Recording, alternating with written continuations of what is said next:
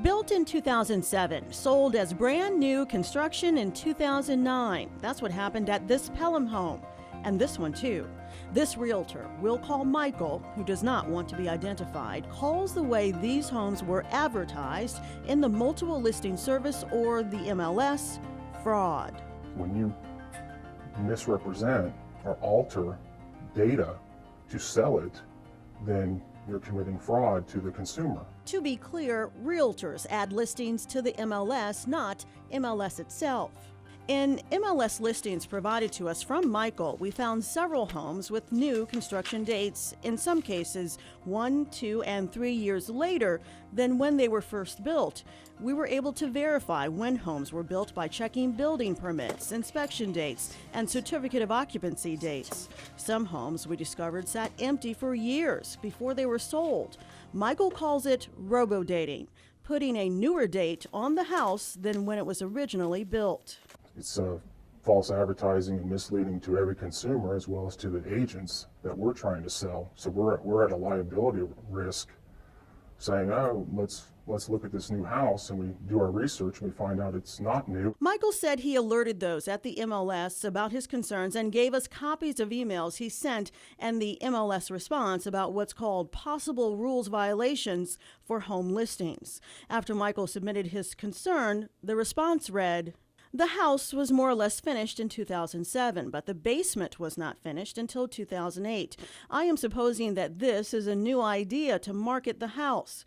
The email goes on to say, due to the fact that new construction is sitting on the market for so long, that more leniency is being given as far as year built is concerned. We took Michael's concerns to Dorothy Taylor, an MLS director, and Alicia Huey, president of the Greater Birmingham Association of Home Builders. What's their definition of new construction? A home that has never been occupied is considered new construction. New construction has been determined to be something that has not been lived in. So that means homes built years ago, even if they've never been lived in, qualify for the new construction label in the MLS. Is that legal? Is it fraud? Is it unethical? You know, I don't know. I don't think it's unethical. Is it unethical to have a home sold as 2009 when it was really built in 2007? Is it illegal? I don't think so, and I don't think it would be unethical. If the home has never been occupied, then it is still new construction. The appliances have never been used, the faucets have never been used, so the home is still new. Taylor said there has been what she called confusion in the past with this issue. So MLS updated its listing page to reflect that, adding, she said, a descriptive category. If you finish your house in 2013 and it doesn't get purchased till 2015, though I hope that doesn't happen these days, it should show that the house was built in 2013, but it would be new, not lived in. So what about the wear and tear on unused appliances sitting in unoccupied new homes for years? One appliance repairman told me that it can affect the livelihood of appliances, specifically on hoses and other parts. If they're not properly stored, they could deteriorate if they're not plugged and/or sealed. Both Huey and Taylor advise using what they called a reputable realtor that will likely add extended warranties on appliances if buying a new home that has sat on the market for a few years. Home buyers also can get these unoccupied homes at steep discounts. In our research, some prices dropped $10,000 to $40,000 off original list prices. Michael said even a steep discount price doesn't matter. I don't care if you buy it for $10 or $100,000, it's fraud. Neither Taylor nor Huey see it that way. If there is a problem with a year-built description, it would hopefully just be an oversight. I don't think there is. I mean, I would say I don't think there is.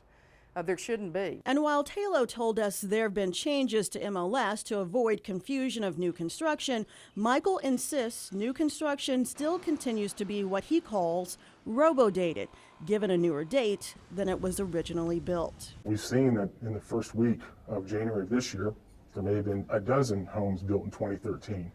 Well, in the first 30 days, all of a sudden, there was about 200 homes built in 2013. And then in 45 days, there were some that were built, closed, and sold in 45 days of 2013.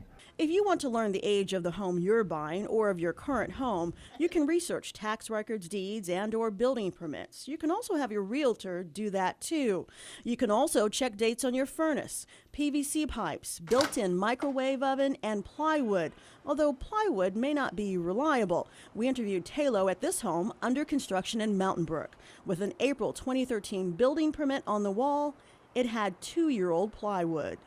Alabama is a caveat emptor state. In Latin, that means buyer beware. Legally, the home buyer is purchasing their new home as is. Some states are moving towards caveat venditor, meaning sellers have to disclose known defects. Alabama is not one of them. Linda White, Alabama's 13 investigates.